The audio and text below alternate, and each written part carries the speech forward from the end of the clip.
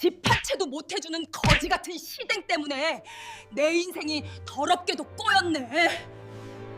자기야, 그래도 너무하는 거 아니야? 어디 돈도 없는 집에서 무능한 주제에 끼어들어? 대학 교수인 며느리는 아들의 뺨을 세게 후려쳤습니다. 날카로운 소리가 로비 전체에 울렸고 그 순간 시간이 멈춘 것 같았어요. 제가 금쪽같이 키운 아들이, 제가 평생을 바쳐 키운 그 아이가 며느리한테 뺨을 맞는 모습을 보고 제 가슴이 찢어지는 것 같았어요. 숨이 막히고 손이 떨렸습니다. 며느리가 모델하우스 로비 한복판에서 제가 50년 동안 피땀 흘려 모은 5천만 원을 계약금도 안 되는 이깟 돈으로 무슨 집을 사냐며 대리석 바닥에 세게 내던지며 비웃었습니다. 하지만 며느리는 몰랐습니다. 자기가 무시하던 시어머니가 어떤 힘을 가지고 있는지. 저는 오늘 며느리의 인생을 여기서 끝장 내버리기로 결심했어요. 저는 서울시 강남구 역삼동에 살고 있는 올해 72세 박옥자라고 합니다. 지금부터 제가 실제로 겪은 자식 이야기라 슬프기도 하지만 기가 막히고 드라마 같은 저의 인생 이야기를 들려드리려고 합니다. 사연 시작하기 전에 구독 버튼을 눌러주세요. 여러분의 오늘 하루가 조금 더 행복한 하루가 되실 거예요. 40년 전 제가 32세 때였어요. 남편과 함께 서울 동대문구 청량리에서 작은 재래시장 국밥집을 시작했습니다.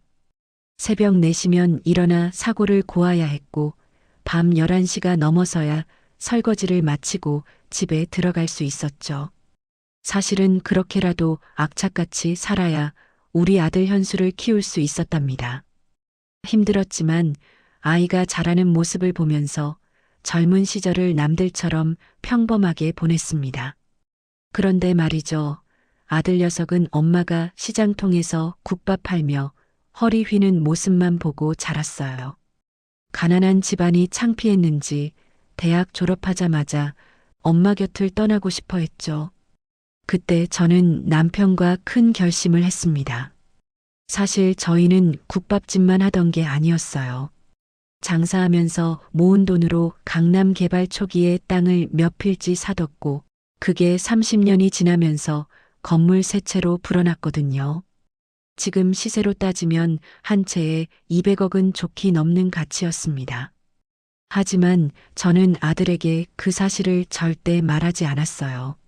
아들이 제 돈에 기대지 않고 스스로 성장하길 바랐거든요. 저는 명문대학 재단에 매년 1,000만 원씩 꾸준히 기부하며 장학 후원자로 이름을 올렸지만 저는 여전히 시장통 국밥집 할머니로만 살았습니다. 그렇게 시간이 흘러 7년 전 남편이 세상을 떠났습니다. 남편이 남긴 유일한 유품은 금가락지 하나뿐이었어요.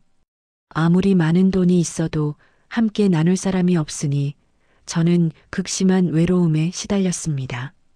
그래서 아들 내외가 사는 곳 근처로 이사를 했죠. 손주라도 보면서 남은 인생을 살고 싶었거든요. 그런데 며느리 최미진이라는 사람은 처음 만났을 때부터 저를 노골적으로 무시했습니다. 명문대 교수라는 자리에 있으면서 시어머니인 저를 무식하고 냄새나는 노인네로만 봤어요. 하지만 저는 참았습니다. 아들의 가정이 평화롭길 바랐고 손주라도 가끔 볼 수 있다면 그걸로 충분하다고 생각했거든요. 그런데 딱 오늘 일어난 일 때문에 저는 더 이상 참을 수 없다는 걸 깨달았습니다. 며느리가 강남 압구정동에 있는 최고급 아파트 모델하우스에 가보자고 했어요. 분양가가 평당 1억 원이 넘는다는 그 아파트 말입니다. 저는 아들 내외에게 보탬이라도 되고 싶어서 그동안 모아둔 현금 5천만 원을 봉투에 넣어갔습니다. 얼마나 큰 돈인지 모르겠지만 시장통에서 50년 동안 국밥 한 그릇 한 그릇 팔아서 모은 피 같은 돈이었거든요. 모델하우스 로비는 화려했습니다. 천장에는 샹들리에가 반짝였고 대리석 바닥은 제 얼굴이 비칠 정도로 반들반들했어요. 주변에는 고급 양복을 입은 사람들이 가득했고 분위기 자체가 저 같은 시장 아줌마가 있을 곳이 아니었습니다. 저는 떨리는 손으로 며느리에게 봉투를 내밀었습니다. 미진아, 이거 보태서 써. 그런데 며느리는 그 봉투를 받더니 사람들이 가득한 그 로비 한복판에서 대리석 바닥에 3개 내던졌어요. 짝 하는 소리와 함께 돈다발이 바닥에 흩어졌습니다. 며느리가 비웃듯 말했습니다. 어머니, 평당 분양가가 얼마인지나 아세요? 이 푼돈은 계약금의 10분의 1도 안 돼요. 주변 사람들이 수군거리기 시작했습니다. 저 노인네 뭐야, 돈도 없으면서 왜 왔대? 하는 소리가 귀에 들렸어요. 저는 얼굴이 빨갛게 달아올랐고 심장이 쿵쿵 뛰었습니다. 평생 시장 바닥에서 악착같이 모은 제 돈이 쓰레기 취급을 당하는 순간이었어요. 그때 옆에 있던 아들 현수가 작은 목소리로 말했습니다. 미진아, 그건 너무한 거 아니야? 그러자 며느리는 눈을 부릅뜨더니 어디 무능한 주제에 끼어들어? 하면서 아들의 뺨을 3개 올려붙였습니다. 착착착. 날카로운 소리가 로비 전체에 울렸고 그 순간 시간이 멈춘 것 같았어요. 제 금쪽 같은 아들이 제가 평생을 바쳐 키운 그 아이가 며느리한테 손찌검을 당하는 모습을 제 눈으로 똑똑히 봤습니다. 제 가슴이 찢어지는 것 같았어요. 숨이 막혔습니다. 며느리는 거기서 멈추지 않았습니다. 집 한 채도 못 해주는 거지 같은 시댁 때문에 내 인생이 꼬였어요. 어머니도 당신도 다 짐 덩어리일 뿐이에요. 저는 바닥에 흩뿌려진 지폐들을 바라봤습니다. 그 돈 한 장 한 장에는 제 땀과 눈물이 배어 있었어요. 며느리의 표독스러운 얼굴 뒤에 숨겨진 천박한 욕망이 이제야 제대로 보였습니다. 저는 끓어오르는 분노를 참기 위해 주먹을 꽉 쥐었다 폈다를 반복했습니다.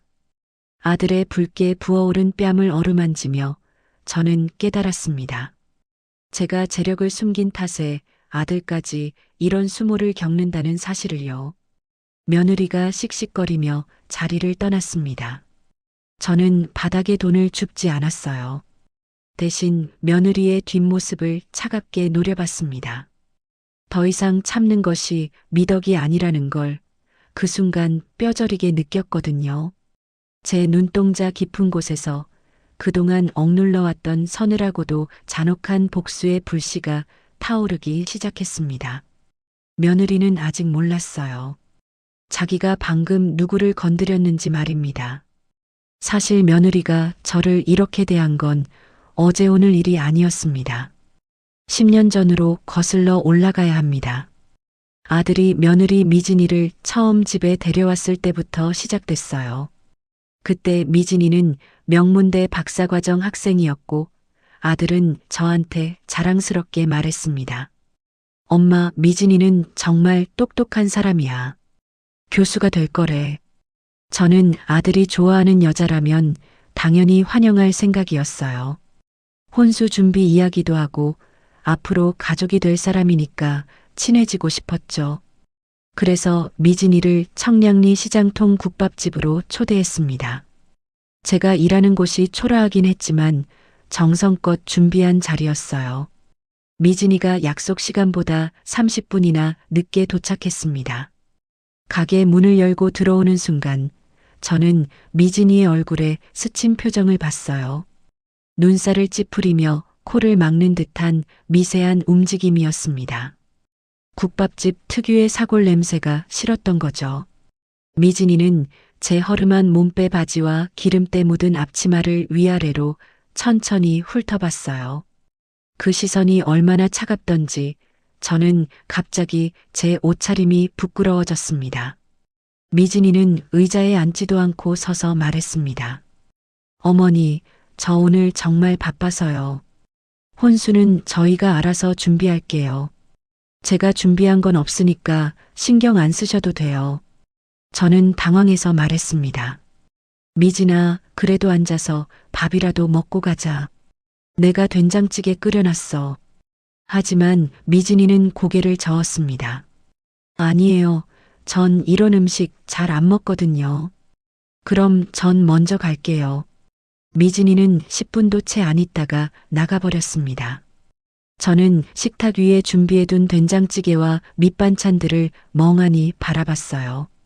새벽부터 일어나서 아침 장사 끝내고 시장에서 제일 좋은 재료로 정성껏 만든 음식이었는데 며느리는 젓가락 한 번 들지 않았습니다. 그날 저는 혼자 앉아서 식은 된장찌개를 먹으며 생각했어요. 아마 긴장해서 그랬겠지. 앞으로는 친해질 거야. 하지만 그건 제 착각이었습니다. 결혼식 날은 더 충격이었어요. 미진이네 친정에서는 강남 논현동에 있는 특급 호텔을 예약했고 식장은 화려했습니다. 샹들리에가 반짝이고 하얀 장미가 가득한 통로를 신부가 걸어가는 모습이 마치 영화 같았죠. 하객이 300명도 넘게 왔어요. 미진이네 친척들은 전부 고급 양복과 드레스를 입고 있었습니다. 저는 그날을 위해 새로 장만한 한복을 입고 갔어요. 100만 원 주고 산 한복이었는데 그나마 제일 좋은 걸로 골랐습니다. 식장 입구에서 미진이 어머니를 처음 만났어요. 인사를 드리려고 다가갔는데 미진이 어머니는 저를 위아래로 훑어보더니 고개만 까딱했습니다. 악수도 안 하고 그냥 돌아서더군요. 저는 그 자리에 서서 얼어붙었어요. 식장 로비에서 미진이네 친척들이 수군거리는 소리가 들렸습니다. 저 사람이 신랑 어머니래. 시장에서 국밥집 한다던데. 아이고, 격이 안 맞네. 미진이 참 고생 많겠어. 그 말을 듣는 순간 제 얼굴이 화끈거렸습니다. 저는 화장실로 뛰어들어가서 거울 앞에 섰어요. 거울 속 제 모습이 초라하게 보였습니다. 한복은 새 거였지만 제 손은 수십 년 설거지로 거칠었고 얼굴에는 주름이 가득했죠. 저는 화장실 칸에 들어가서 한참을 울었습니다. 화장이 번지는 것도 신경 쓰지 못했어요. 그래도 저는 참았습니다. 아들이 좋아하는 여자니까 제가 참으면 되는 거라고 생각했거든요. 신혼집은 서울 서초구 반포동에 있는 30평짜리 아파트였습니다. 전세금이 3억 원이었는데 사실 그 돈은 제가 몰래 아들 통장에 넣어준 거였어요. 아들은 그걸 자기가 모은 돈이라고 생각했고 미진이도 시댁에서 도와준 줄은 꿈에도 몰랐겠죠. 결혼하고 한 달쯤 지났을 때였습니다.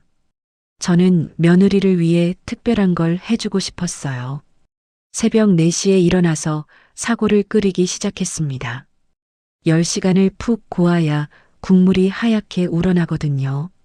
양파도 넣고 마늘도 넣고 제 국밥집에서 쓰는 비법 그대로 정성을 다했습니다. 국물이 완성되자 따끈한 보온병에 담았어요. 여기에 밥을 말아 먹으면 정말 맛있거든요. 며느리가 건강하게 지내라고 제 마음을 담아 끓인 국이었습니다. 반포동 아파트에 도착해서 초인종을 눌렀습니다. 띠리리리 초인종 소리가 울렸지만 문이 열리지 않았어요. 대신 인터폰으로 미진이 목소리가 들렸습니다. 어머니, 지금 집에 있긴 한데 제가 지금 진짜 바빠요. 논문 쓰고 있어서요. 경비실에 맡겨주시면 안 될까요? 저는 당황했습니다. 사골국은 따뜻할 때 먹어야 하는데 경비실에 맡기면 식어버릴 텐데요. 미진아, 금방이야. 이거 전해주기만 하면 돼. 하지만 미진이는 단호했습니다. 어머니, 정말 안 돼요. 지금 중요한 부분이라서 방해받으면 안 돼요. 경비실에 맡겨주세요. 제발이요. 저는 더 이상 우길 수가 없었어요. 할 수 없이 1층 경비실로 내려가서 경비 아저씨한테 보온병을 건넸습니다. 아저씨, 이거 3동 1205호에 좀 전해주세요. 며느리가 바쁘다고 해서요. 경비 아저씨가 저를 안쓰럽게 쳐다봤습니다. 알겠습니다, 어머니. 제가 잘 전해드릴게요. 저는 집으로 돌아왔어요. 그날 저녁 아들한테서 전화가 왔습니다. 엄마, 오늘 사골국 가져다 줬다며? 제가 기쁜 마음으로 대답했죠. 응, 맛있게 먹었니? 아들이 한참을 망설이더니 작은 목소리로 말했습니다. 엄마, 미안해. 미진이가 그런 음식 안 먹는데. 다음에는 그냥 오지 마. 미진이가 부담스러워해. 제 가슴이 철렁 내려앉았습니다. 그럼 국은 어떻게 했는데? 아들이 더 작은 목소리로 대답했습니다. 미진이가 버렸어. 음식물 쓰레기통에. 제 심장이 멎는 것 같았어요. 10시간을 고아서 만든 사골국을 제 정성을 버렸다고요? 저는 아무 말도 할 수 없었습니다. 그냥 알았다고만 하고 전화를 끊었어요. 그날 밤 저는 잠을 잘 수가 없었습니다. 3년 전 미진이가 명문대 교수로 임용됐을 때 일입니다. 아들한테 전화가 왔어요. 엄마, 미진이가 드디어 교수 됐어. 정말 대단하지? 다음 주에 축하 파티한대. 저는 너무 기뻤습니다. 며느리가 교수라니 자랑스러웠어요. 새 옷도 사고 축하 선물로 금반지도 준비했습니다. 100만 원짜리 금반지였어요. 파티 날짜를 달력에 빨간 펜으로 동그라미까지 쳐놨죠. 그런데 파티 3일 전까지도 연락이 없었습니다. 저는 아들한테 전화를 걸었어요. 현수야, 파티 몇 시야? 어디서 해? 아들이 한참 동안 침묵하더니 말했습니다. 엄마, 미안해. 미진이가 교수 동료들만 초대한대. 분위기상 가족은 안 부른대. 다음에 우리끼리 따로 밥 먹자. 저는 그 말을 듣고 아무 말도 할 수 없었어요. 며느리의 인생에서 가장 중요한 날인데 시어머니는 초대도 못 받는다고요? 저는 그냥 알았다고 하고 전화를 끊었습니다. 파티 당일 저는 집에 혼자 앉아서 TV를 봤어요. 며느리의 SNS를 몰래 검색해 봤습니다. 거기에는 파티 사진이 가득 올라와 있었어요. 화려한 레스토랑에서 샴페인을 들고 웃는 미진이, 교수 동료들과 함께 찍은 단체 사진, 축하 케이크 앞에서 환하게 웃는 모습들이 있었습니다. 하지만 저는 그 자리에 없었어요. 나중에 아들한테 들었는데 미진이는 동료 교수들한테 이렇게 말했답니다. 저희 시댁은 미국에 이민 가 계세요. 그래서 오늘 못 오셨어요. 거짓말이었습니다. 미진이는 제 존재 자체를 지워버린 거였어요. 명절마다 더 화가 났습니다. 설날이 되면 미진이는 친정에 선물을 보냈어요. 저는 우연히 택배 상자를 봤는데 200만 원짜리 최고급 한우 세트였습니다. 1등급 한우 10kg에 과일 바구니까지 화려하게 포장되어 있었죠. 그런데 저한테 온 선물은 뭐였는지 아세요? 택배 상자를 열어보니 10,000원짜리 샴푸 세트였어요. 그것도 유통기한이 일주일밖에 안 남은 제품이었습니다. 마트에서 세일할 때 싸게 산 거겠죠. 저는 그 상자를 들고 한참을 서 있었어요. 손이 부들부들 떨렸습니다. 친정에는 200만 원, 시댁에는 10,000원. 이게 며느리가 생각하는 제 가치였던 겁니다. 저는 아들한테 전화해서 따지고 싶었지만 참았습니다. 아들 부부 사이가 나빠질까 봐요. 하지만 참으면 참을수록 미진이는 더 심해졌습니다. 5년 전 손주 태준이가 태어났을 때였습니다. 저는 너무 기뻐서 밤잠을 설쳤어요. 첫 손주라니 얼마나 기다렸는지 모릅니다. 산후조리원 주소를 아들한테 받아서 다음날 바로 달려갔습니다. 아기 옷도 사고 금반지도 준비했어요. 산후조리원 앞에 도착해서 안내 데스크에 말했습니다. 저기요, 302호 최미진 씨 면회 왔어요. 직원이 확인하더니 말했습니다. 302호는 지금 면회 가능하신데요. 들어가세요. 저는 가슴이 두근거렸습니다. 엘리베이터를 타고 3층으로 올라갔어요. 복도를 걷는데 302호 방문 앞에 미진이가 서 있었습니다. 미진이는 저를 보더니 황급히 다가왔어요. 어머니, 지금은 면회 시간 아니에요. 제가 당황해서 말했습니다. 아니야, 아까 직원이 괜찮다고 했어. 미진이가 팔짱을 끼고 제 앞을 막았습니다. 그래도 안 돼요. 아기가 지금 자고 있어요. 깨우면 안 돼요. 다음에 오세요. 저는 애원했습니다. 미진아, 잠깐만이라도 얼굴만 보고 갈게. 하지만 미진이는 단호했습니다. 안 된다니까요. 그리고 어머니, 앞으로 오실 때는 미리 연락 좀 해주세요. 갑자기 오시면 곤란해요. 저는 유리창 너머로 아기를 보려고 했습니다. 신생아실이 복도 옆에 있었거든요. 그런데 미진이가 간호사한테 뭐라고 하더니 간호사가 우리 쪽 유리창에 커튼을 쳐버렸어요. 저는 그 앞에서 1시간을 서 있었습니다. 혹시라도 커튼이 열리면 손주 얼굴이라도 볼 수 있을까 해서요. 하지만 커튼은 끝내 열리지 않았고 저는 그냥 돌아왔습니다. 태준이가 돌이 되던 날도 마찬가지였어요. 저는 초대받지 못했습니다. 아들이 몰래 카카오톡으로 사진 한 장을 보내줬어요. 돌잔치 사진이었습니다. 태준이가 한복을 입고 돌상 앞에 앉아 있는 모습이었죠. 제 손주가 얼마나 예쁘던지요. 하지만 저는 그 자리에 없었습니다. 사진으로만 손주를 봤어요.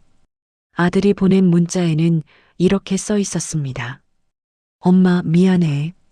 미진이가 규모를 작게 하자고 해서 가족들만 했어.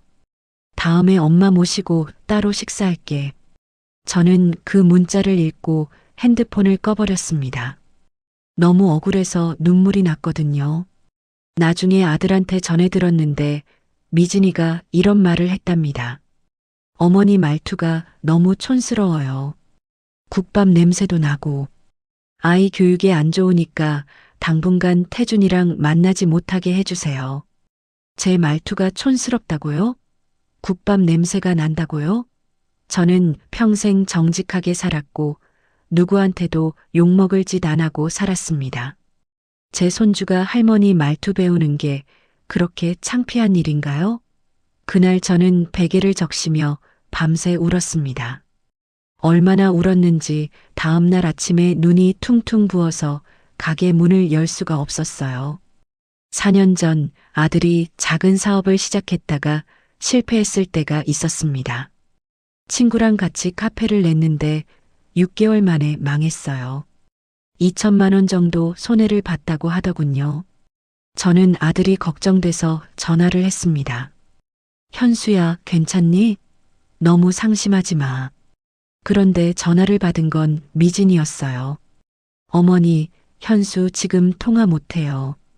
제가 말했습니다. 미진아, 현수가 많이 힘들어하니? 그러자 미진이가 차갑게 말했습니다. 어머니가 무슨 신경을 쓰세요? 이건 우리 집안 일이에요. 그리고 솔직히 무능한 유전자는 어쩔 수 없나 봐요. 시댁 식구들이 다 그렇잖아요. 가난한 사람들은 머리도 안 돌아가나 봐. 우리 인생이 시댁 때문에 꼬이는 것 같아요. 솔직히 짐 덩어리잖아요. 저는 말문이 막혔습니다. 무능한 유전자라고요? 제가 평생을 바쳐 키운 제 아들을 무능하다고 했어요. 가난한 사람들은 머리도 안 돌아간다고요? 저는 손이 너무 떨려서 핸드폰을 제대로 잡을 수가 없었습니다. 전화를 끊고 나서 저는 한참 동안 그 자리에 주저앉아 있었어요. 며느리가 저를 그렇게 생각하고 있었다는 게 믿기지 않았습니다. 작년 가을 제 무릎이 아파서 병원에 갔습니다. 의사 선생님이 엑스레이를 찍어보더니 말했어요. 어머니, 무릎 연골이 많이 닳았네요. 인공관절 수술을 해야 할 것 같습니다. 수술비가 얼마나 드느냐고 물어봤더니 500만 원 정도 든다고 했습니다. 저는 강남에 건물 3채를 갖고 있었지만 아들한테는 여전히 가난한 시장 아줌마였습니다. 그래서 일부러 아들한테 전화를 걸었어요. 현수야, 엄마가 무릎 수술을 해야 하는데 수술비 좀 빌려줄 수 있을까? 아들이 즉시 대답했습니다. 엄마, 당연하지. 걱정하지 마. 내가 보내줄게. 그런데 바로 그날 저녁 미진이한테서 전화가 왔어요. 어머니, 돈이 썩어요? 500만 원이 얼마나 큰 돈인데 그냥 달라고 하세요? 빌려준다는 게 돌려받을 것 같아요? 노인네가 꾀병만 늘었네. 저는 꾀병이 아니라고 정말 아프다고 말하려고 했습니다. 미진아, 이건 꾀병이 아니야. 의사가 수술하라고 했어. 하지만 미진이는 비웃었습니다. 그래요? 그럼 건강보험으로 하세요. 우리한테 왜 손을 벌려요? 그리고 어머니, 앞으로 돈 이야기 하지 마세요. 우리도 살기 바빠요. 전화를 끊고 나서 저는 한참을 멍하니 앉아 있었습니다. 다음 날 아들이 몰래 제 통장에 500만 원을 넣어줬지만 저는 그 돈을 쓸 수가 없었어요. 며느리한테 구걸하는 것 같아서요. 결국 제 돈으로 수술을 받았습니다. 그리고 한 달 전 결정타가 왔습니다. 아들이 우연히 미진이의 통화 내용을 녹음하게 됐어요. 미진이가 집에서 동료 교수들과 통화하는데 아들이 화장실에 가려다가 그 소리를 들었답니다. 너무 충격적인 내용이라 몰래 녹음을 했고 그 파일을 제게 보내준 거였죠. 저는 그 파일을 들으면서 온몸에 소름이 돋았습니다. 미진이가 웃으면서 말하고 있었거든요. 우리 시어머니요? 완전 냄새나는 무식쟁이에요. 시장통에서 평생 국밥이나 팔던 사람이 뭘 알겠어요. 말투도 촌스럽고 옷차림도 너무 구려요. 솔직히 요양원에 보내고 싶은데 남편이 반대해서요. 동료 교수 목소리가 들렸습니다. 그럼 어떻게 하실 거예요? 미진이가 대답했습니다. 조만간 치매 진단서를 조작해서라도 강제로 입원시킬 생각이에요. 아는 의사 선생님한테 부탁하면 되거든요. 그럼 우리 집안이 훨씬 깔끔해지잖아요. 시어머니 없으면 얼마나 편할지 몰라요. 동료 교수들이 같이 웃는 소리가 들렸습니다. 저는 그 녹음 파일을 들으면서 핸드폰을 떨어뜨릴 뻔했어요. 온몸이 얼어붙는 것 같았습니다. 며느리가 저를 가족이 아니라 처리해야 할 폐기물로 보고 있었던 겁니다. 요양원에 강제로 보낼 계획까지 세우고 있었다니요. 제가 치매에 걸리지도 않았는데 거짓 진단서를 만들어서라도 저를 가두겠다는 소리를 들었을 때 저는 정말 무서웠습니다. 실제로 제가 요양원에 강제로 끌려갈 수도 있겠다는 생각이 들었어요. 아무도 찾아오지 않는 요양원에서 저는 혼자 죽어가겠구나. 그런 상상을 하니 숨이 막혔습니다. 지난 10년 동안 저는 아들의 가정을 지키기 위해 모든 걸 참았습니다. 며느리가 저를 무시해도, 손주를 못 봐도, 욕을 들어도 다 참았어요. 제가 참으면 아들 내외가 행복하게 살 거라고 생각했거든요. 하지만 더 이상은 안 되겠더군요. 제가 고려장을 당할 수도 있다는 비참한 현실 앞에서 제 인내심은 완전히 바닥났습니다. 며느리에 대한 연민은 사라지고 차가운 증오만 남았어요. 그리고 며칠 전 모델하우스에서 제 돈을 바닥에 내던지고 제 아들의 뺨을 때리는 며느리를 보면서 저는 확신했습니다. 이제는 제가 움직여야 할 때라는 걸요. 더 이상 착한 시어머니로 살 수는 없었습니다. 모델하우스 사건이 있던 그날 밤, 저는 청량리 시장통 국밥집으로 돌아왔습니다. 밤 10시가 넘었지만 잠이 오지 않았어요. 가게 안쪽에 있는 작은 사무실에 앉아서 창밖을 바라봤습니다. 시장통은 조용했어요. 낮에는 그렇게 시끄럽던 곳이 밤이 되면 고요해지죠. 저는 책상 서랍을 열고 오래된 서류 뭉치를 꺼냈습니다. 강남 건물 세 채의 등기부등본이었어요. 역삼동 건물 한 채, 논현동 건물 한 채, 청담동 건물 한 채. 각각 시세가 200억 원이 넘는 건물들이었습니다. 제 이름으로 되어 있는 재산이었죠. 저는 그 서류들을 하나하나 펼쳐보며 생각했습니다. 며느리는 저를 가난한 국밥집 할머니로만 알고 있어요. 집 한 채도 못 해준다고 비웃었죠. 하지만 며느리가 사는 반포동 아파트, 그것도 사실은 제 소유였습니다. 30평짜리 아파트의 실제 주인은 제가 운영하는 부동산 법인이었고, 저는 아들 몰래 그 집을 전세로 내준 것처럼 꾸며놓았어요. 아들은 자기가 전세금 3억 원을 낸 줄 알고 있었지만, 사실 그 돈도 제가 아들 통장에 넣어준 거였고, 그 집 자체가 제 소유였던 겁니다. 며느리는 10년 동안 시어머니 집에서 살면서 시어머니를 무시하고 있었던 거죠. 저는 핸드폰을 들고 전화번호부를 열었습니다. 김성우 총장. 며느리가 재직 중인 명문대학교 총장의 번호였어요. 저는 전화를 걸었습니다. 밤 10시가 넘은 시간이었지만 총장은 두 번째 신호음에서 바로 받았어요. 네, 이사님. 총장의 목소리는 극도로 공손했습니다. 저는 평소와 전혀 다른 목소리로 말했어요. 시장통에서 쓰던 거친 말투가 아니라 중후하고 차분한 목소리였습니다. 총장님, 늦은 시간에 죄송합니다. 총장이 황급히 대답했습니다. 아닙니다, 이사님. 언제든 연락 주세요. 무슨 일이십니까? 저는 잠시 침묵하다가 물었습니다. 지난번에 말씀드린 도서관 리모델링 기금 5천만 원 잘 입금됐죠? 총장이 기뻐하며 대답했습니다. 네, 이사님. 정말 감사드립니다. 이사님 덕분에 노후된 도서관을 새롭게 단장할 수 있게 됐습니다. 학생들이 정말 좋아할 겁니다. 저는 짧게 대답했습니다. 학생들을 위한 거니까요. 그런데 총장님, 한 가지 확인하고 싶은 게 있습니다. 학교 사람들은 제 정체를 아직도 모르고 있죠? 총장이 단호하게 말했습니다. 물론입니다, 이사님. 이사님께서 원하시는 대로 철저히 비밀로 유지하고 있습니다. 기부자 명단에도 익명으로 처리했고 교수진과 직원들 중에서는 아무도 모릅니다.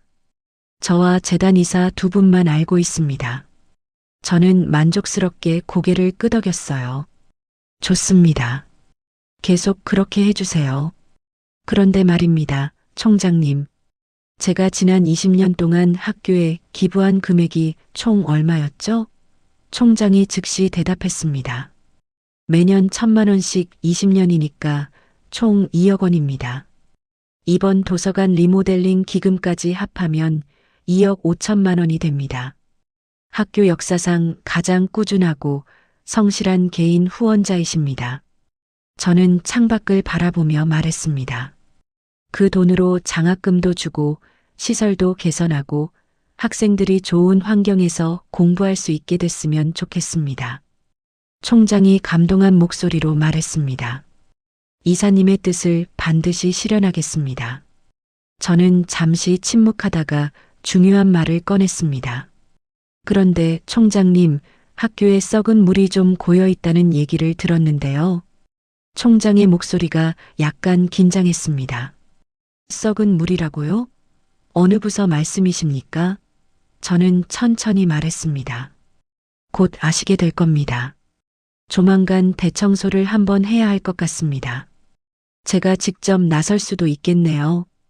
총장이 조심스럽게 물었습니다.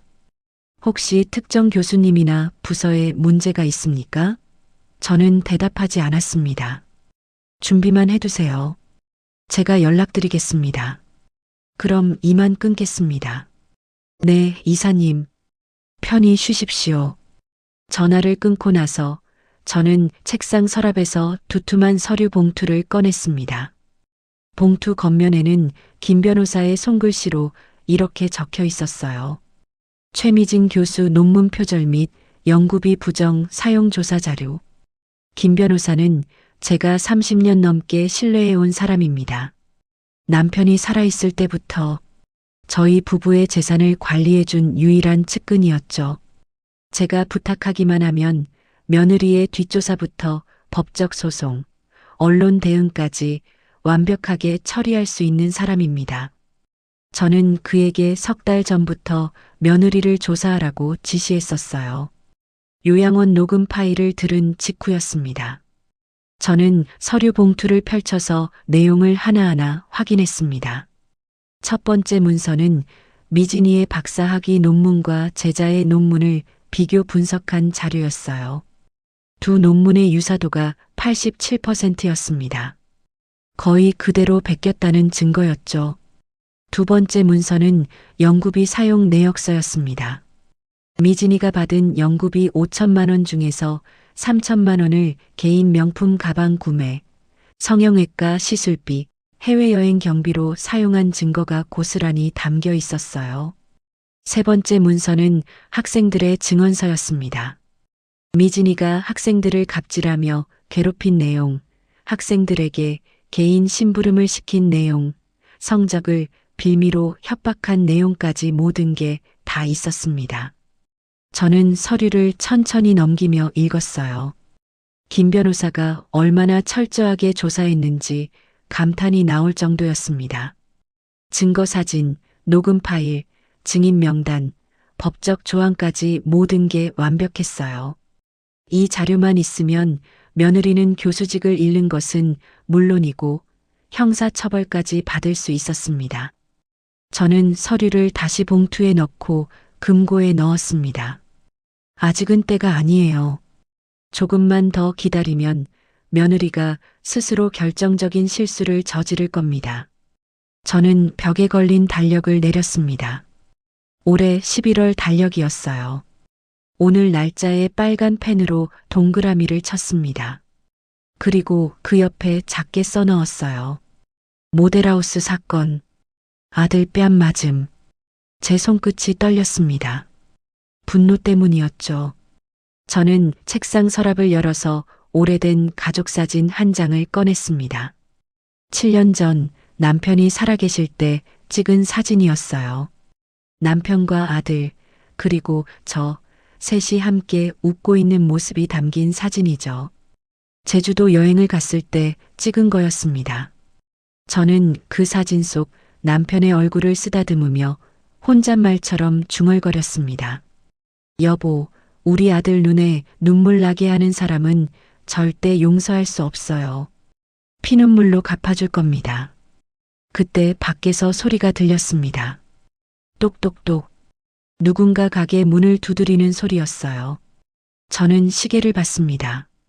밤 11시였습니다. 이 시간에 누가 왔을까요?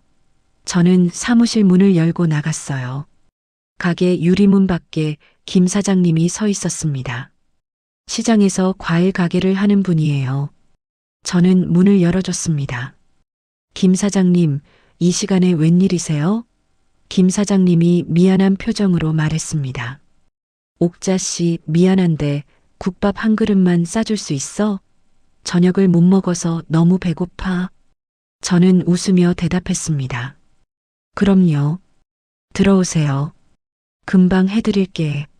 저는 주방으로 가서 국밥을 담았어요. 고기도 듬뿍 넣고 파도 많이 올렸습니다. 김 사장님에게 국밥을 내주며 말했습니다. 여기요. 맛있게 드세요. 김 사장님이 고맙다며 국밥을 받았습니다. 옥자 씨, 고마워. 이거 얼마야? 저는 손을 저었어요. 아니에요. 그냥 드세요. 이 시간까지 일하시느라 고생 많으셨어요. 김 사장님이 감동한 표정으로 국밥을 먹기 시작했습니다. 역시 옥자 씨 국밥이 제일 맛있어. 50년 동안 한결같이 맛있다니까. 저는 김 사장님이 국밥 먹는 모습을 보며 미소를 지었어요. 시장 사람들은 저를 욕쟁이 할머니라고 부르지만 사실은 다들 좋아해 줍니다. 50년 동안 이 자리에서 장사를 하면서 쌓은 인연이었죠. 김 사장님이 국밥을 다 먹고 일어서며 말했습니다. 잘 먹었어. 내일 또 올게. 저는 김 사장님을 배웅하고 다시 안쪽 사무실로 돌아왔습니다. 거울을 봤어요. 거울 속 제 얼굴에는 두 개의 모습이 공존하고 있었습니다. 시장통에서 국밥 파는 욕쟁이 할머니인 동시에 강남 건물 세 채를 소유한 재력가이자 대학 재단의 실질적인 후원자였죠. 며느리는 아직도 몰랐어요. 자기가 무시하고 짓밟았던 시어머니가 어떤 사람인지요.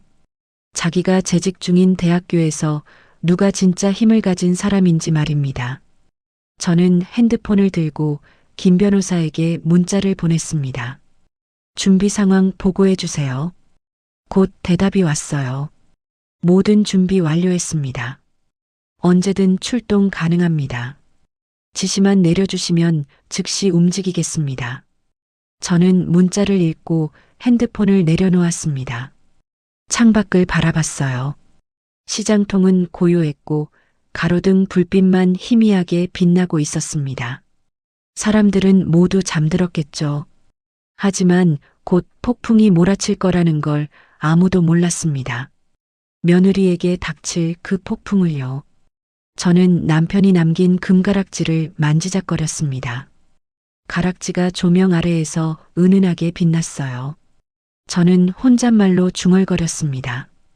여보, 조금만 더 기다려요. 곧 시작할 거예요. 우리 아들을 지킬 시간이 왔어요. 폭풍 전야의 고요함 속에서 저는 며느리가 스스로 무덤을 파는 순간을 조용히 기다렸습니다. 제 칼은 아직 칼집 속에 있었지만 그 칼이 얼마나 날카로운지 며느리는 곧 알게 될 겁니다. 모델하우스 사건이 있고 나서 사흘이 지났습니다. 그날이 바로 아들 현수의 45번째 생일이었어요. 아침 일찍 미진이한테서 문자가 왔습니다. 어머니, 오늘 저녁 6시에 집으로 오세요. 현수 생일이니까 같이 식사하죠. 저는 그 문자를 보고 조금 놀랐어요. 며느리가 처음으로 저를 집으로 부른 거였거든요. 혹시 모델하우스에서 너무 심했다고 생각해서 사과라도 하려는 건가 싶었습니다. 저는 시장에서 장을 봤어요. 아들이 좋아하는 갈비찜 재료를 사서 들고 반포동 아파트로 갔습니다. 초인종을 누르자 며느리가 문을 열어줬습니다. 어서 오세요, 어머니.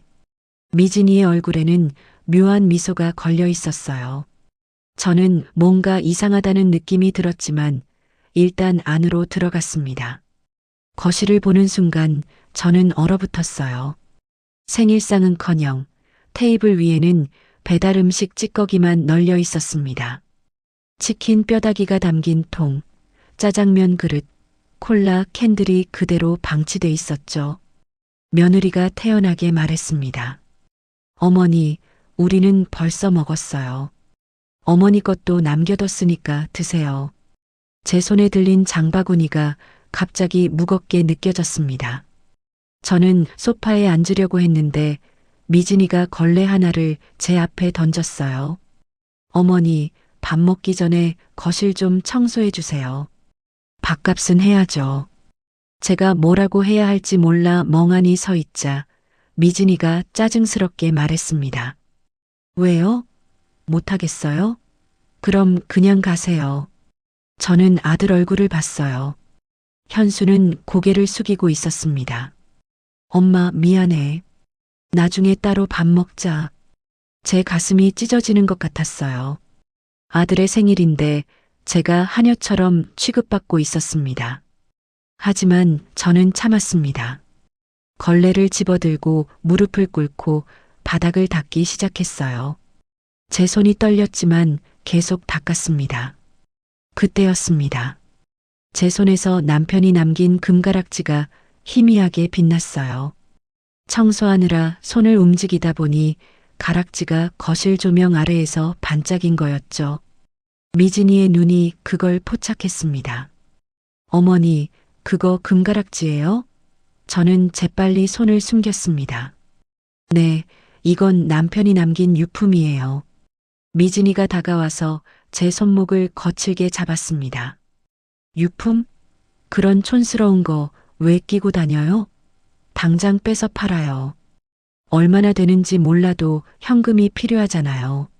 저는 손을 뿌리치며 말했습니다. 이건 안 돼요. 이것만은 절대 못 팔아요. 미진이의 얼굴이 일그러졌습니다. 뭐가 안 돼요? 집 한 채도 못 해주면서 금가락지는 아까워요? 어머니, 정신 차리세요. 당장 빼서 내놓으라고요. 저는 고개를 저었습니다. 이건 제 남편이 마지막으로 남긴 거예요. 돈으로 바꿀 수 없어요. 미진이가 히스테리를 부리기 시작했습니다. 그럼 당장 이 집에서 나가요. 쓸모도 없는 주제에 고집만 세네. 며느리가 주방으로 가더니 소금을 들고 왔어요. 그리고 제게 소금을 뿌리기 시작했습니다. 나가요. 당장 나가라고요. 저는 그 자리에서 얼어붙었어요. 소금이 제 옷에, 머리에 떨어졌습니다. 아들이 급하게 말렸습니다. 미진아, 그만해. 너무 심한 거 아니야?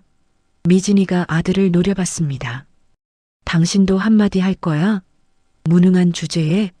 그러더니 갑자기 폭탄 같은 말을 던졌어요. 나 이제 이혼할 거야. 당신 같은 무능한 남편, 시어머니 같은 짐 덩어리랑 더 이상 못 살아. 그리고 태준이는 내가 데리고 갈 거니까. 제 심장이 멎는 것 같았습니다. 손주까지 데려가겠다고요? 저는 떨리는 목소리로 말했습니다. 그건 안 돼. 태준이는 우리 손주야. 미진이가 비웃었습니다. 우리 손주? 어머니가 언제 태준이 얼굴이나 제대로 봤어요? 태준아, 이리 와봐. 방에서 5살 태준이가 나왔습니다. 제 손주가 저를 보더니 뒤로 물러섰어요. 미진이가 태준이 어깨를 잡고 말했습니다. 태준아, 저 할머니 기억나? 태준이가 고개를 저었습니다. 아니요, 엄마. 모르는 사람이에요. 제 가슴에 대못이 박히는 것 같았어요. 손주가 저를 모른다고 했습니다. 미진이가 저를 보며 말했습니다. 맞죠? 태준이도 어머니를 모르는데 무슨 할머니예요? 그러니까 우리 인생에서 사라져요. 태준이한테도 어머니 같은 거지는 잊어버리라고 가르칠 거예요. 저는 더 이상 참을 수 없었습니다.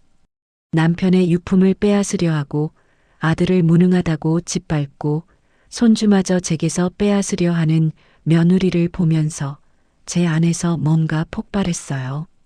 저는 미진이의 손목을 꽉 잡았습니다. 제 힘이 생각보다 샜는지 미진이가 아야 하고 비명을 질렀어요. 저는 며느리의 눈을 똑바로 쳐다보며 말했습니다. 그래, 갈 때까지 가보자. 누가 죽어나가는지. 미진이가 제 눈빛을 보고 흠칫 놀라며 뒷걸음질 쳤습니다. 뭐예요? 저는 대답하지 않았어요.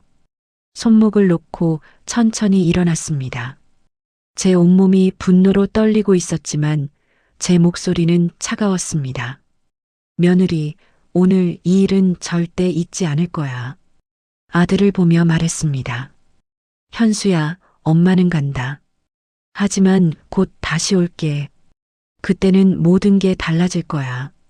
저는 아파트를 나와서 엘리베이터를 탔어요. 엘리베이터 안에서 저는 거울에 비친 제 모습을 봤습니다. 옷에는 소금이 묻어 있었고 얼굴은 창백했어요. 하지만 제 눈빛만은 살아 있었습니다. 아파트 밖으로 나온 저는 핸드폰을 꺼내서 김 변호사에게 전화를 걸었어요. 여보세요, 회장님. 저는 짧게 말했습니다. 더 이상 봐주는 건 없어. 내일 아침 당장 그 파일 들고 학교로 와. 김 변호사가 대답했습니다. 알겠습니다. 내일 아침 9시에 학교 정문에서 뵙겠습니다. 저는 전화를 끊고 총장에게 문자를 보냈습니다. 내일 아침 학교 갑니다. 감사팀 대기시키세요. 곧 답장이 왔어요. 알겠습니다, 이사님. 저는 밤하늘을 올려다봤습니다. 별들이 반짝이고 있었어요. 남편이 저를 어딘가에서 지켜보고 있을 것 같았습니다. 저는 혼잣말로 중얼거렸습니다. 여보, 이제 시작이에요. 우리 아들을 지킬 시간이 왔어요. 며느리의 파멸을 알리는 시계 바늘이 빠르게 돌아가기 시작했습니다. 내일 아침이면 며느리는 자기가 얼마나 큰 실수를 저질렀는지 깨닫게 될 거예요. 저는 집으로 돌아가는 택시 안에서 창밖을 바라봤습니다. 서울의 야경이 아름다웠지만 제 마음속에는 복수의 불길만 타오르고 있었습니다. 그날 밤 저는 결심했습니다. 내일 아침 모든 걸 끝내기로요. 집으로 돌아와서 옷장을 열었어요. 맨 안쪽에 비닐로 덮여 있는 정장 세트가 있었습니다. 10년 전 남편 칠순 잔치 때 맞춘 명품 정장이었어요. 샤넬 트위드 재킷과 스커트, 에르메스 스카프, 까르띠에 목걸이까지 전부 명품이었죠. 그때 한번 입고는 다시 꺼내본 적이 없었습니다. 저는 그 옷들을 침대 위에 펼쳐놓고 한참을 바라봤어요. 내일이면 저는 더 이상 시장통 국밥집 할머니가 아닙니다. 강남 건물주의자, 대학 재단 후원자로서 며느리 앞에 서게 될 거예요. 다음 날 아침 6시에 일어났습니다. 샤워를 하고 머리를 정성껏 말렸어요. 평소에는 대충 묶고 다녔는데 오늘은 미용실에서 스타일링을 받았습니다. 화장도 했습니다. 10년 만에 제대로 된 화장이었어요. 파운데이션을 바르고 눈썹을 그리고 입술에 립스틱을 발랐습니다. 거울을 보니 낯선 사람이 서 있었어요. 72세 할머니가 아니라 품이 있는 중년 여성이 거기 있었습니다. 샤넬 정장을 입고 까르띠에 목걸이를 걸고 에르메스 스카프를 목에 둘렀어요. 신발은 페라가모 구두를 신었습니다. 저는 거울 앞에서 한참을 섰습니다. 이게 진짜 제 모습이구나. 50년 동안 숨겨왔던 제 진짜 모습 말이에요. 아침 8시 30분 김 변호사가 제 집 앞에 차를 대고 기다리고 있었습니다. 벤츠 S클래스였어요. 저는 차에 올라탔습니다. 회장님, 준비 다 되셨습니까? 김 변호사가 물었어요. 저는 고개를 끄덕였습니다. 출발하세요. 차가 움직이기 시작했습니다. 창밖으로 청량리 시장통이 지나갔어요. 아침 장사 준비를 하는 상인들이 보였습니다. 저는 그들에게 손을 흔들었어요. 곧 돌아올게요. 지금은 제가 해야 할 일이 있어요. 30분쯤 달렸을까요? 차가 명문대학교 정문 앞에 멈춰 섰습니다. 김 변호사가 차 문을 열어줬어요. 저는 천천히 내렸습니다. 구두 굽이 바닥을 딛는 소리가 또각또각 울렸어요. 정문에는 총장과 부총장, 그리고 몇몇 보직 교수들이 줄지어 서 있었습니다. 저를 보자마자 총장이 90도로 허리를 굽혔어요. 이사님, 어서 오십시오. 다른 교수들도 일제히 인사를 했습니다. 지나가던 학생들과 교직원들이 멈춰 섰습니다. 저 사람이 누구지? 총장님이 저렇게까지 인사를? 수군거리는 소리가 들렸어요. 저는 총장을 향해 가볍게 고개를 끄덕이며 말했습니다. 오늘 할 일이 있어서 왔습니다. 감사팀 준비됐죠? 총장이 긴장한 목소리로 대답했습니다. 네, 이사님. 모두 대기 중입니다. 저는 본관 건물로 걸어 들어갔어요. 대리석 바닥을 걷는 제 구두 소리가 복도에 울렸습니다. 뒤따라오는 총장과 교수들의 발소리도 들렸죠. 저는 감사팀 사무실로 갔습니다.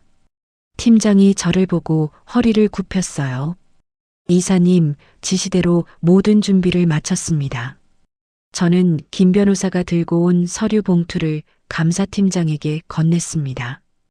이 자료를 가지고 지금 당장 최미진 교수 강의실로 가세요. 학생들 앞에서 전부 공개하세요. 같은 시각 인문관 301호 강의실에서는 미진이가 강의를 하고 있었습니다. 저는 복도 끝에서 강의실 창문 너머로 그 모습을 봤어요. 미진이가 칠판에 뭔가를 쓰며 학생들에게 말하고 있었습니다. 여러분, 학문에서 가장 중요한 건 정직입니다. 남의 논문을 베끼는 표절은 학자로서 가장 부끄러운 행위입니다. 절대로 그런 짓을 해서는 안 됩니다. 미진이의 목소리가 복도까지 들렸어요. 저는 비웃음이 나왔습니다. 표절에 대해 설교를 하다니. 자기가 바로 표절범인 주제의 말이에요. 그때 감사팀 직원 4명이 강의실 문을 열고 들어갔습니다. 미진이가 놀라서 멈춰 섰어요. 여기가 어디라고 수업 중에 들어와요? 감사팀장이 서류를 들고 앞으로 걸어 나왔습니다. 최미진 교수님, 저희는 학교 감사팀입니다. 지금부터 교수님에 대한 긴급 조사를 시작하겠습니다. 미진이의 얼굴이 하얗게 질렸어요. 조사? 무슨 소리예요? 수업 중인데 이게 무슨 짓이에요? 학생들이 웅성거리기 시작했습니다. 감사팀장이 학생들을 향해 말했습니다. 학생 여러분, 최미진 교수의 박사학위 논문이 제자의 논문을 거의 그대로 베낀 것으로 확인됐습니다. 유사도가 87%입니다. 강의실이 술렁이기 시작했어요. 미진이가 얼굴이 새빨개지며 소리쳤습니다. 무슨 헛소리예요? 증거를 대봐요. 증거. 감사팀장이 서류 뭉치를 꺼내서 책상 위에 펼쳤습니다. 여기 있습니다. 교수님의 박사 논문과 제자분의 논문을 비교 분석한 자료입니다. 또한 교수님이 연구비 5천만 원 중 3천만 원을 개인적인 용도로 사용한 증거도 있습니다. 명품 가방 구매 내역, 성형외과 시술비 영수증, 해외여행 경비까지 전부 여기 있습니다. 미진이가 비틀거리며 뒤로 물러섰어요. 아니야. 이건 조작이야. 누가 나를 모함하는 거야. 바로 그때 강의실 문이 활짝 열렸습니다. 저는 천천히 안으로 걸어 들어갔어요. 뒤에는 총장이 따라왔습니다. 학생들이 숨을 죽였어요. 미진이가 저를 봤습니다.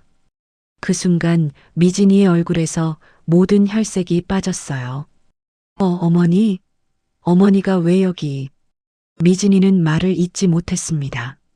총장님과 제가 함께 있는 모습을 이해할 수 없었던 거죠.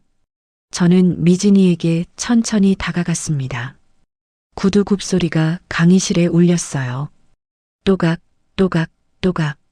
저는 미진이 앞에 섰습니다. 며느리 놀랐니? 저는 차갑게 말했습니다. 내가 그렇게 무시하던 시어머니가 누구인지 이제 알겠니? 미진이가 떨리는 목소리로 물었습니다. 도대체 무슨... 저는 김 변호사에게서 서류 뭉치를 받아서 미진이 얼굴 앞에 던졌습니다. 서류들이 바닥에 흩어졌어요. 내가 훔친 논문 증거야. 내가 빼돌린 연구비 증거야. 내가 학생들을 괴롭힌 증거야. 전부 여기 있어. 미진이가 바닥에 흩어진 서류들을 봤습니다. 손이 떨리고 있었어요. 저는 학생들을 향해 말했습니다. 학생 여러분, 이 사람은 학자가 아닙니다. 남의 것을 훔친 도둑이에요. 이런 사람이 강단에 설 자격이 있을까요? 학생들이 웅성거리기 시작했어요. 몇몇 학생들은 고개를 저었습니다. 저는 총장을 봤습니다. 총장님, 이 사람을 당장 파면하세요. 총장이 즉시 대답했습니다. 알겠습니다, 이사님. 최미진 교수, 지금부터 당신은 해임됩니다. 당장 이 학교를 떠나십시오. 미진이가 비명을 질렀어요. 안 돼요. 이건 말도 안 돼. 어머니, 아니, 이게 대체 무슨 일이에요? 미진이가 제게 다가오려고 했습니다. 하지만 저는 손을 들어 막았어요. 나한테 어머니라고 부르지 마. 넌 더 이상 내 며느리가 아니야. 그리고 내가 누군지 알고 싶니? 나는 내가 일하는 이 학교에 지난 20년 동안 2억 5천만 원을 기부한 후원자야. 내가 받는 월급도 내가 쓰는 연구실도 전부 내 돈으로 운영되는 거야. 미진이가 믿을 수 없다는 표정으로 저를 봤습니다. 그럴 리가. 저는 계속 말했습니다. 그리고 내가 사는 반포동 아파트, 그것도 내 소유야. 10년 동안 내 집에서 살면서 나를 무시했던 거지. 집 한 채도 못 해준다고? 웃기는 소리 하지 마. 넌 내 집에서 살면서 나를 짓밟았어. 미진이가 다리에 힘이 풀려 바닥에 주저앉았습니다. 안 돼. 이건 꿈이야. 꿈이라고. 하지만 이건 꿈이 아니었어요. 냉혹한 현실이었습니다. 그때 강의실 밖에서 소란스러운 소리가 들렸습니다. 기자들이었어요. 카메라를 들고 복도로 몰려들고 있었습니다. 감사팀이 미리 언론에 제보를 한 거였죠. 기자들이 강의실로 들어오며 플래시를 터뜨렸습니다. 최미진 교수님, 논문 표절 의혹에 대해 해명해 주시죠. 연구비 횡령은 사실입니까? 학생 갑질도 하셨다는데요? 미진이가 손으로 얼굴을 가렸습니다. 비켜요. 비켜달라고요. 미진이가 일어나서 도망치려고 했어요. 하지만 저는 제 뒤에 서 있던 경호원들에게 신호를 보냈습니다. 그들이 강의실 문을 막았어요. 저는 미진이에게 마지막으로 말했습니다. 며느리, 아니, 최미진 씨. 넌 이제 끝이야. 교수직도 잃고, 명예도 잃고, 모든 걸 잃게 될 거야. 내 아들의 뺨을 때렸을 때, 내 돈을 바닥에 던졌을 때, 넌 이미 내 무덤을 판 거야. 미진이가 제 발에 매달렸습니다. 어머니, 제발. 한 번만 용서해 주세요. 제가 잘못했어요. 저는 미진이를 차갑게 내려다봤어요. 넌 나한테 어머니라고 부를 자격이 없어. 그리고 용서? 그런 건 없어. 넌 대가를 치러야 해. 저는 돌아서서 강의실을 나왔습니다. 뒤에서 미진이의 울부짖는 소리가 들렸어요. 안 돼요. 안 돼. 하지만 저는 돌아보지 않았습니다. 복도를 걸으며 창밖을 봤어요. 캠퍼스에는 학생들이 가득했습니다. 평화로운 풍경이었죠. 하지만 곧 이 학교 전체가 미진이의 스캔들로 떠들썩해질 거예요. 명문대 교수의 논문 표절, 연구비 횡령, 학생 갑질, 모든 게 뉴스에 나갈 겁니다. 저는 차에 올라탔습니다. 김 변호사가 물었어요. 회장님, 어디로 가시겠습니까? 저는 잠시 생각하다가 대답했습니다. 집으로 가요. 아직 할 일이 남았어요. 차가 출발했습니다. 저는 뒤를 돌아봤어요. 대학 건물이 점점 멀어졌습니다. 며느리의 첫 번째 파멸이 시작됐어요. 하지만 이건 시작일 뿐이었습니다. 대학에서 일을 마치고 집으로 돌아온 저는 거실 소파에 앉아 있었습니다. 오후 3시쯤이었어요. 핸드폰이 울렸습니다. 김 변호사였습니다. 회장님, 1단계 완료했습니다. 지금 인터넷 뉴스에 최미진 교수 관련 기사가 실시간 검색어 1위에 올랐습니다. 저는 핸드폰으로 포털 사이트를 열었어요. 정말로 실시간 검색어 1위에 명문대 교수 논문 표절이라는 단어가 떠 있었습니다. 기사를 클릭해 봤어요. 최미진 교수, 박사 논문 표절 의혹으로 해임. 연구비 횡령 혐의까지. 사진도 실렸습니다. 오늘 아침 강의실에서 바닥에 주저앉은 미진이의 모습이었어요. 저는 김 변호사에게 말했습니다. 좋아요. 이제 2단계를 시작하세요. 김 변호사가 대답했습니다. 알겠습니다. 지금 바로 움직이겠습니다. 전화를 끊고 나서 저는 창밖을 바라봤어요. 하늘은 맑았습니다. 하지만 며느리에게는 폭풍우가 쏟아지고 있었죠. 저는 시계를 봤습니다. 오후 3시 30분. 미진이가 반포동 아파트에 도착할 시간이었어요.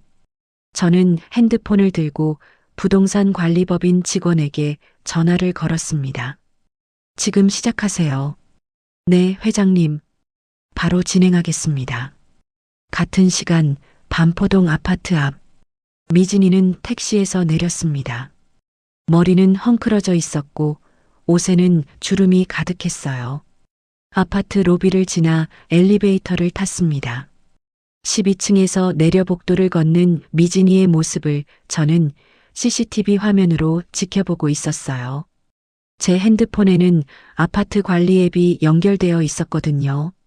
건물주로서 모든 CCTV를 볼 수 있었습니다. 미진이가 1205호 문 앞에 섰어요.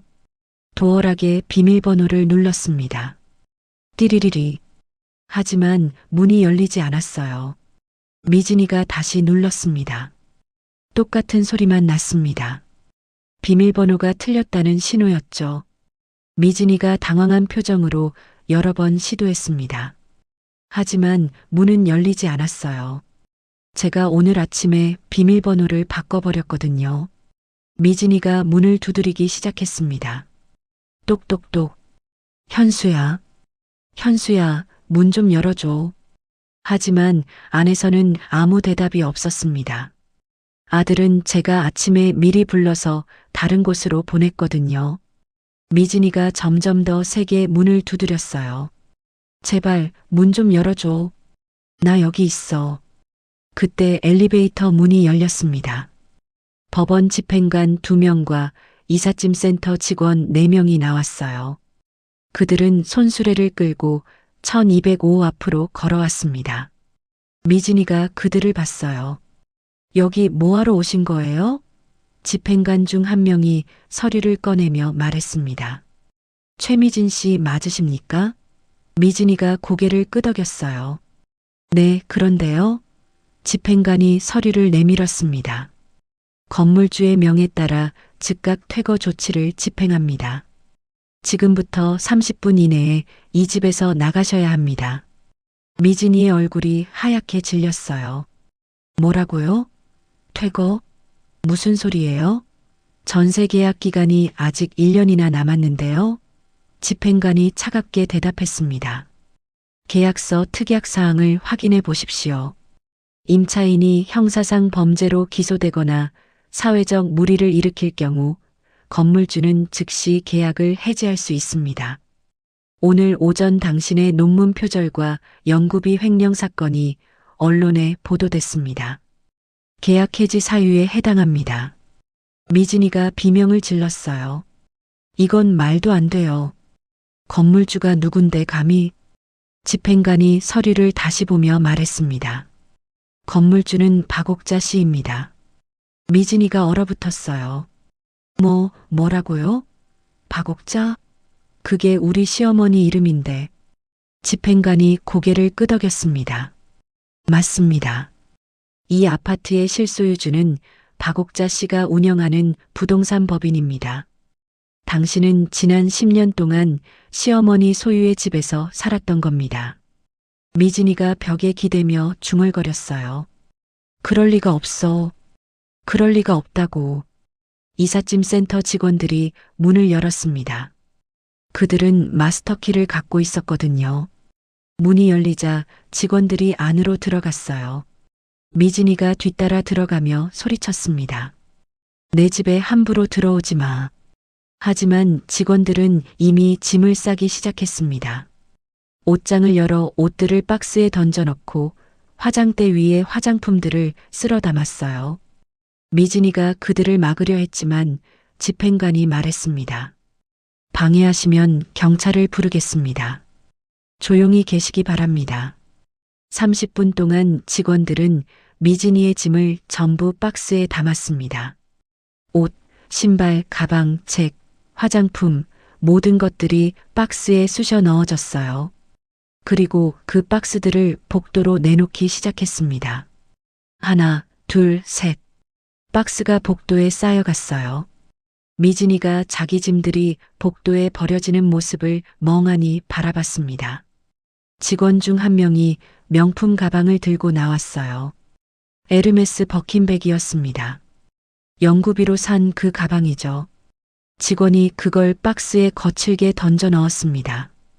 미진이가 비명을 질렀어요. 조심해요. 그거 비싼 거라고. 하지만 직원은 신경도 쓰지 않았습니다. 1시간 후 모든 짐이 복도로 나왔습니다. 집행관이 미진이에게 말했습니다. 퇴거 완료됐습니다. 이제 이 집에 출입이 금지됩니다. 새 도어락 비밀번호는 건물주만 알고 있습니다. 미진이가 복도에 쌓인 자기 짐들을 봤어요. 20개가 넘는 박스와 가방들이었습니다. 그게 미진이의 10년 생활 전부였죠. 미진이가 바닥에 주저앉았습니다. 이게 꿈이야. 악몽이라고. 바로 그때 미진이의 핸드폰이 울렸습니다. 문자 알림이었어요. 미진이가 핸드폰을 꺼내봤습니다. 신용카드사에서 온 문자였습니다. 고객님의 카드가 정지되었습니다. 대금 연체로 인한 조치입니다. 이어서 또 다른 문자가 왔어요. 은행에서 온 거였습니다. 대출금 1억 5천만 원을 즉시 상환하시기 바랍니다. 기한 내 미상환 시 법적 조치가 진행됩니다. 미진이가 떨리는 손으로 핸드폰을 쥐었어요. 이게 대체 무슨 일이야? 사실은 이랬습니다. 미진이가 쓰던 신용카드는 제 명의로 발급받은 가족카드였어요. 아들 몰래 며느리에게 준 거였죠. 한도는 매달 500만 원이었습니다.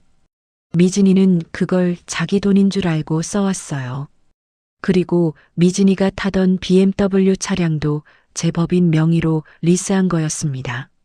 매달 리스료 200만 원을 제가 내고 있었죠. 미진이는 그것도 몰랐어요. 제가 오늘 아침에 카드를 정지시키고 차량 리스 계약도 해지했습니다.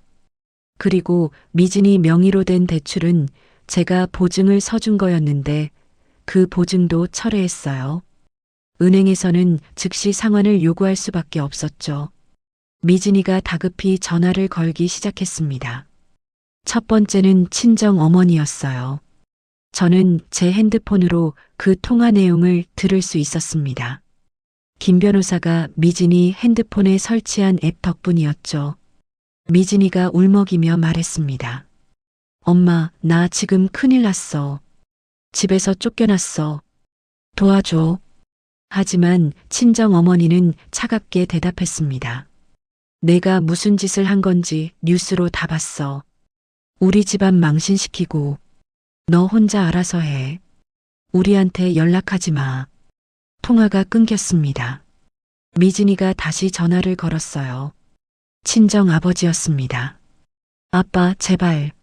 나 도와줘. 하지만 아버지도 마찬가지였습니다. 넌 이제 우리 딸 아니야. 논문 표절에 연구비 횡령? 그런 짓을 하고도 부모 찾아? 부끄러운 줄 알아. 통화가 또 끊겼어요. 미진이가 오빠에게도 전화를 걸었지만 오빠는 아예 받지도 않았습니다. 친정 식구들이 전부 미진이를 버린 거였어요. 미진이가 복도 바닥에 주저앉아 울기 시작했습니다. 그때 옆집 문이 열렸어요. 1204호에 사는 아주머니였습니다. 아주머니가 미진이를 보더니 수군거렸어요. 저 사람 뉴스에 나온 그 교수 맞지? 논문 표절했다는. 옆집에 그런 사람이 살았다니. 무서워. 다른 집 문들도 조금씩 열렸습니다. 사람들이 고개를 내밀어 미진이를 쳐다봤어요. 손가락질하는 소리가 들렸습니다. 저런 사람이 교수였대. 부끄러운 줄도 모르나 봐. 명문대 나와서 적골이네. 미진이가 얼굴을 가렸습니다. 1시간쯤 지났을까요? 건물 관리소장이 올라왔습니다. 그는 미진이에게 말했습니다. 최 씨, 여기 복도에 짐을 계속 놔둘 수는 없습니다. 어디든 치워주세요. 미진이가 떨리는 목소리로 물었어요. 어디로 가라는 거예요? 제가 갈 곳이 어디 있어요? 관리소장이 냉정하게 대답했습니다. 그건 제가 상관할 바가 아닙니다. 1시간 안에 치우시지 않으면 전부 폐기물로 처리하겠습니다.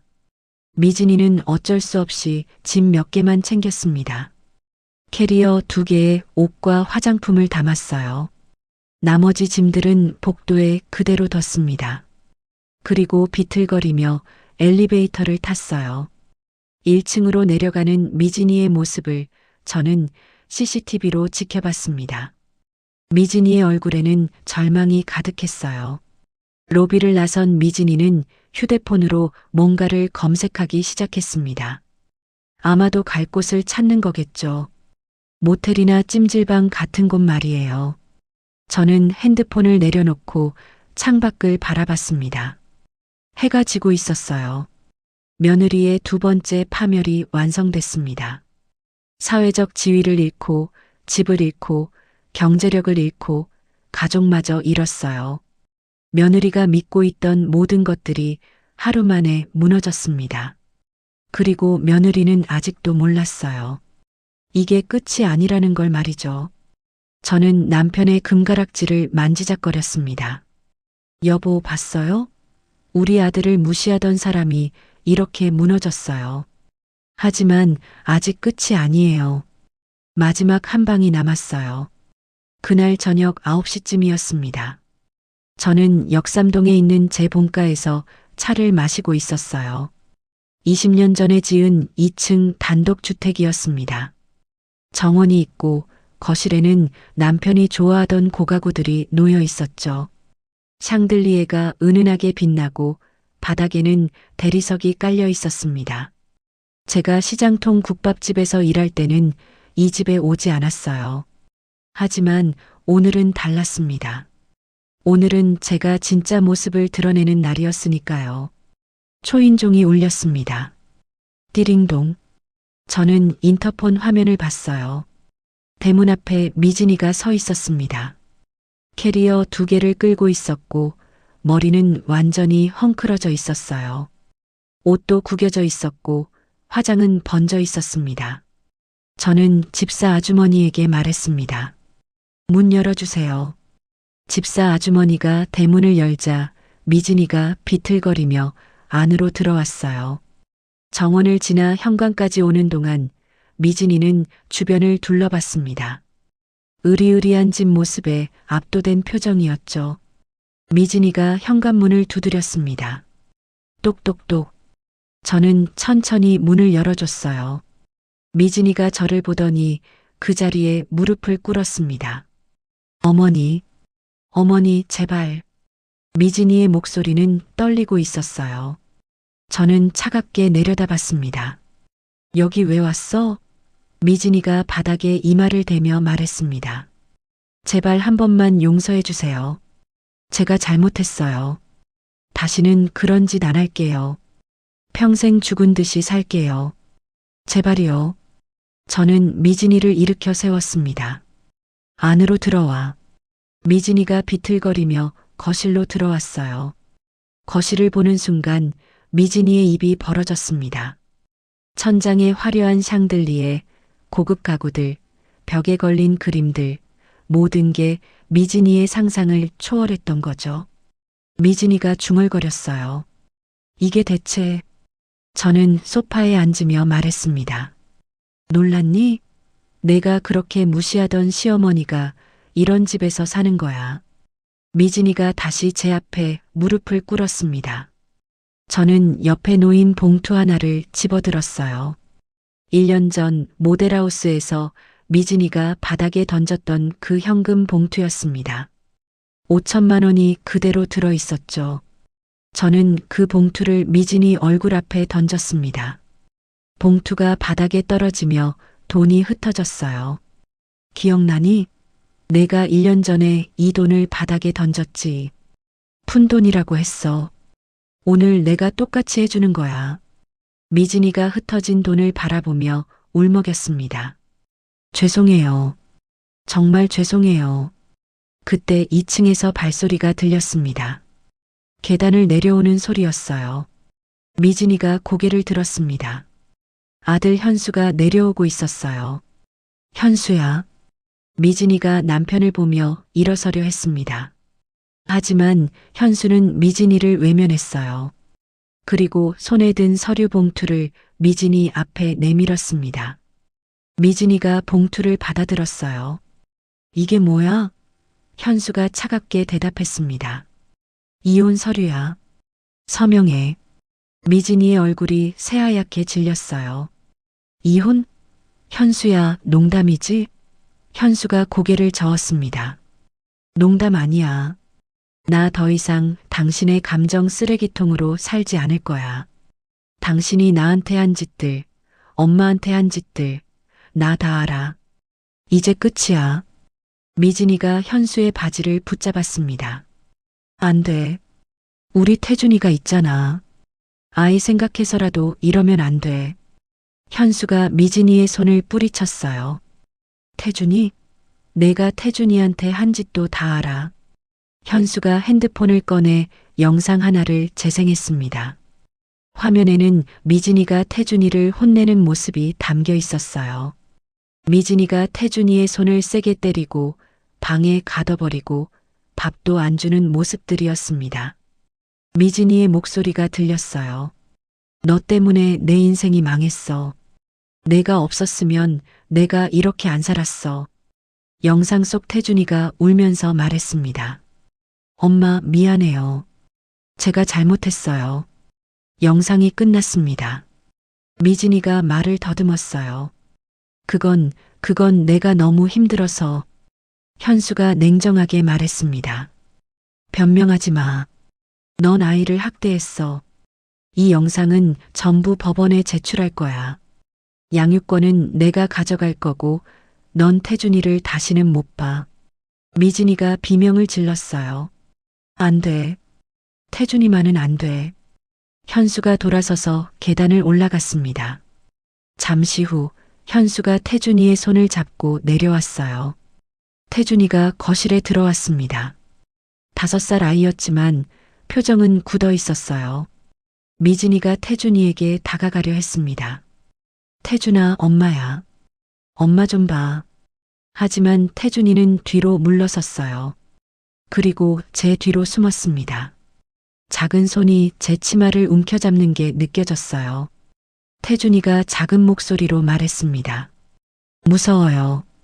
저 아줌마 무서워요. 미진이가 얼어붙었습니다. 아줌마? 태준아, 나 엄마야. 태준이가 고개를 저었습니다. 엄마 아니에요. 할머니가 진짜 좋아요. 할머니랑 있을래요. 저는 태준이를 안아 올렸습니다. 태준이가 제 어깨에 얼굴을 묻었어요. 제 가슴이 뜨거워졌습니다. 손주가 저를 선택한 거였죠. 미진이가 바닥에 주저앉으며 울기 시작했습니다. 안 돼. 내 아들이야. 내가 낳은 아이라고. 저는 태준이를 집사 아주머니에게 건네주며 말했습니다. 아이를 위층으로 데려가 주세요. 집사 아주머니가 태준이를 데리고 올라갔어요. 저는 미진이를 내려다보며 말했습니다. 며느리, 아니, 최미진 씨. 이제 끝났어. 위자료? 그런 건 한 푼도 없어. 오히려 내가 내게 갚아야 할 게 있지. 그동안 내가 내게 쏟아부은 돈들 말이야. 집도, 차도, 카드도 전부 내 돈이었어. 그리고 영구비 횡령한 것에 대한 손해배상 소송도 준비 중이야. 3천만 원의 이자까지 해서 5천만 원은 받아낼 거야. 미진이가 떨리는 목소리로 말했습니다. 그럼 저는 어떻게 살아요? 저한테 남은 게 아무것도 없어요. 저는 차갑게 대답했습니다.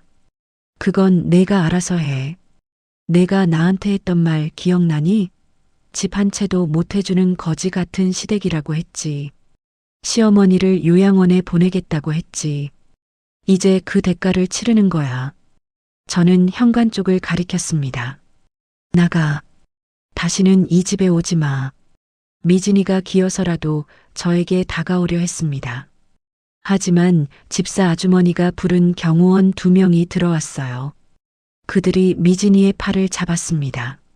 미진이가 처절하게 소리쳤습니다. 안 돼요. 제발이요. 한 번만 용서해 주세요. 하지만 저는 돌아서서 계단을 올라갔어요. 뒤에서 미진이의 비명소리가 들렸습니다. 경호원들이 미진이를 끌고 나가는 소리, 대문이 닫히는 소리가 들렸죠. 저는 2층 창문으로 내려다봤습니다. 미진이가 대문 앞에서 주저앉아 울고 있었어요. 캐리어 2개가 옆에 놓여 있었습니다. 하지만 대문은 다시 열리지 않았어요. 저는 태준이가 있는 방으로 갔습니다. 태준이는 침대에 앉아 있었어요. 저는 태준이 옆에 앉으며 말했습니다. 태준아, 괜찮니? 태준이가 고개를 끄덕였습니다. 네, 할머니. 저는 태준이를 끌어안았어요. 이제 할머니가 태준이를 지켜줄게. 아무도 태준이를 힘들게 하지 못해. 태준이가 제 품에 안기며 말했습니다. 할머니, 사랑해요. 제 눈에서 눈물이 흘렀습니다. 할머니도 태준이 많이 사랑해. 거실로 내려가니 아들 현수가 소파에 앉아 있었어요. 현수가 저를 보더니 일어나서 제게 다가왔습니다. 그리고 제 앞에 무릎을 꿇었어요. 엄마, 미안해. 내가 무능해서 엄마한테 이런 고생을 시켰어. 저는 아들을 일으켜 세웠습니다. 아니야, 현수야. 내 잘못이 아니야. 엄마가 진작 나섰어야 했는데 너무 늦게 움직였어. 현수가 제 손을 잡으며 말했습니다. 엄마, 이제부터는 제가 엄마를 지킬게요. 더 이상 엄마 혼자 힘들게 하지 않을게요. 우리는 서로를 껴안았습니다. 얼마나 오랜만에 느껴보는 평화인지 몰랐어요. 악연을 끊어내고 비로소 되찾은 가족의 시간이었습니다. 저는 창밖을 바라봤어요.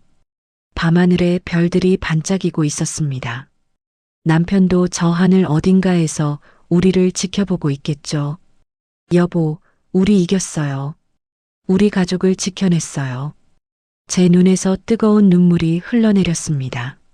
하지만 그건 슬픔의 눈물이 아니었어요. 안도와 감사의 눈물이었습니다. 1년이 흘렀습니다. 계절은 다시 가을이 왔어요. 저는 청량리 시장통 국밥집에서 여전히 장사를 하고 있었습니다. 새벽 4시에 일어나 사골을 고아서 손님들에게 따뜻한 국밥을 대접했죠. 사람들은 여전히 저를 욕쟁이 할머니라고 불렀고 저는 그 이름이 좋았습니다. 화려한 옷을 입고 사는 것보다 이렇게 소박하게 사는 게 제 본 모습이었거든요. 어느 날 오후 손님이 없는 시간이었어요. 저는 TV를 틀었습니다. 뉴스가 나오고 있었어요. 화면에 낯익은 얼굴이 떠올랐습니다. 미진이었습니다. 기자가 리포트하고 있었어요. 1년 전 논문 표절과 연구비 횡령으로 파면된 전직 교수 최모 씨가 현재 지방의 한 편의점에서 아르바이트로 생계를 잇고 있는 것으로 확인됐습니다. 화면이 바뀌었어요. 편의점 앞에서 담배를 피우고 있는 미진이의 모습이 보였습니다. 머리는 산발이었고 얼굴에는 주름이 깊게 패여 있었어요. 1년 만에 완전히 다른 사람이 되어 있었습니다. 저는 TV를 껐습니다. 연민이 들지 않았어요. 자업자득이었으니까요. 그때 가게 문이 열렸습니다. 아들 현수가 들어왔어요. 현수는 1년 전 제 도움으로 작은 IT 회사를 차렸습니다. 처음에는 직원 5명으로 시작했는데 지금은 30명으로 늘었어요. 사업이 잘 되고 있었습니다. 현수의 얼굴에는 자신감이 가득했어요. 엄마, 오늘 큰 계약 따냈어. 5억짜리. 저는 아들을 껴안으며 말했습니다. 잘했어, 우리 아들. 정말 자랑스러워. 현수 뒤로 태준이가 뛰어들어왔습니다. 할머니, 태준이는 이제 6살이 되었어요. 유치원에 다니면서 건강하게 자라고 있었습니다. 저는 태준이를 안아 올렸어요. 우리 태준이, 오늘 유치원 어땠어? 태준이가 환하게 웃으며 말했습니다. 재미있었어요. 친구들이랑 많이 놀았어요. 그리고 선생님이 칭찬해줬어요. 저는 태준이의 머리를 쓰다듬었습니다. 우리 태준이 최고야. 저는 아들과 손주를 위해 특별히 국밥을 끓였어요. 고기도 많이 넣고 국물도 진하게 우려냈습니다. 셋이서 테이블에 앉아 밥을 먹었어요. 태준이가 맛있게 국밥을 먹는 모습을 보니 제 마음이 따뜻해졌습니다. 현수가 말했습니다. 엄마, 다음 주에 회사 이전해요. 강남으로. 사무실도 넓은 곳으로 구했어요. 저는 고개를 끄덕이며 말했습니다. 좋아. 우리 현수 정말 열심히 했구나. 저녁이 되어 손님들이 하나둘 들어오기 시작했어요. 현수와 태준이는 집으로 돌아갔습니다. 저는 다시 주방에 서서 국밥을 끓였어요. 김 사장님이 들어왔습니다. 옥자 씨, 국밥 한 그릇. 저는 웃으며 대답했습니다. 금방 갖다 드릴게요. 장사를 하면서 저는 생각했습니다. 이게 진짜 제 삶이구나. 화려한 옷을 입고 큰 집에서 사는 것보다 이렇게 소박하게 사람들과 어울려 사는 게 훨씬 행복하다고요. 다음 날 저는 명문대학교에서 초청을 받았습니다. 장학금 전달식이 있었거든요. 저는 다시 샤넬 정장을 입고 학교에 갔어요. 강당에는 학생들이 가득했습니다. 총장이 저를 소개했어요. 오늘 장학금을 전달해 주실 분은 지난 20년간 저희 학교에 꾸준히 기부해 주신 박옥자 이사님입니다. 학생들이 박수를 쳤습니다. 저는 단상에 올라가서 학생들을 바라봤어요. 그리고 마이크를 잡고 말했습니다. 학생 여러분, 제가 여러분께 하고 싶은 말이 있습니다. 진정한 부는 통장 잔고가 아닙니다. 사람을 귀하게 여기는 마음에서 나옵니다. 돈이 많아도 사람을 무시하면 그 사람은 가난한 거예요. 돈이 없어도 사람을 존중하면 그 사람은 부자입니다. 여러분, 절대로 사람을 무시하지 마세요. 누구든 존중하고 누구에게나 따뜻하게 대하세요. 그게 진짜 성공하는 길입니다. 학생들이 다시 박수를 쳤어요. 저는 10명의 학생들에게 장학금을 전달했습니다. 한 명당 500만 원씩이었어요. 행사가 끝나고 저는 캠퍼스를 걸었습니다. 가을바람이 상쾌했어요. 은행나무 잎들이 노랗게 물들어 있었습니다. 벤치에 앉아서 하늘을 올려다봤어요. 남편 생각이 났습니다. 여보, 우리 이겼어요. 악한 사람은 벌을 받고 선한 사람은 행복하게 살게 됐어요. 당신이 남겨준 유산으로 우리 가족과 많은 학생들을 도울 수 있었어요. 고마워요. 제 눈에서 눈물이 흘렀습니다. 주말이 되었습니다. 저는 현수와 태준이와 함께 공원에 갔어요. 태준이가 뛰어다니며 놀고 있었습니다. 현수가 제 옆에 앉아 말했습니다. 엄마, 행복해요? 저는 고개를 끄덕였습니다. 그럼 이렇게 행복할 수가 없어? 현수가 미소 지으며 말했습니다. 저도요. 엄마 덕분에 이렇게 살 수 있게 됐어요. 우리는 서로를 바라보며 웃었습니다. 벚꽃이 흩날리는 봄날, 저는 다시 캠퍼스를 걸었습니다. 학생들이 웃으며 지나갔어요. 새로운 학기가 시작되고 새로운 꿈들이 피어나고 있었습니다. 저는 그 모습을 보며 생각했습니다. 사람을 무시하지 말라. 그게 제가 인생에서 배운 가장 중요한 교훈이었어요. 저는 남편의 금가락지를 만지작거렸습니다. 그리고 하늘을 향해 미소 지었어요. 우리의 이야기는 여기서 끝입니다. 하지만 제 인생은 계속됩니다. 손주와 함께, 아들과 함께, 그리고 시장 사람들과 함께요. 평범하지만 행복한 나날들 속에서 말이죠. 여러분, 오늘 박옥자 여사님의 이야기 어떠셨나요? 진정한 부자는 돈이 많은 사람이 아니라 사람을 귀하게 여길 줄 아는 사람이라는 교훈을 다시 한번 가슴 깊이 새겨봅니다. 오늘의 이야기가 여러분의 마음에 작은 위로와 감동을 드렸다면 구독과 좋아요를 눌러주세요. 그리고 지금 어디에서 듣고 계신지 댓글로 알려주시면 그곳으로 행운의 기운을 가득 담아 보내드리겠습니다. 늘 건강하시기를 기원드리며 오늘도 따뜻하고 행복한 하루 보내시기 바랍니다. 감사합니다.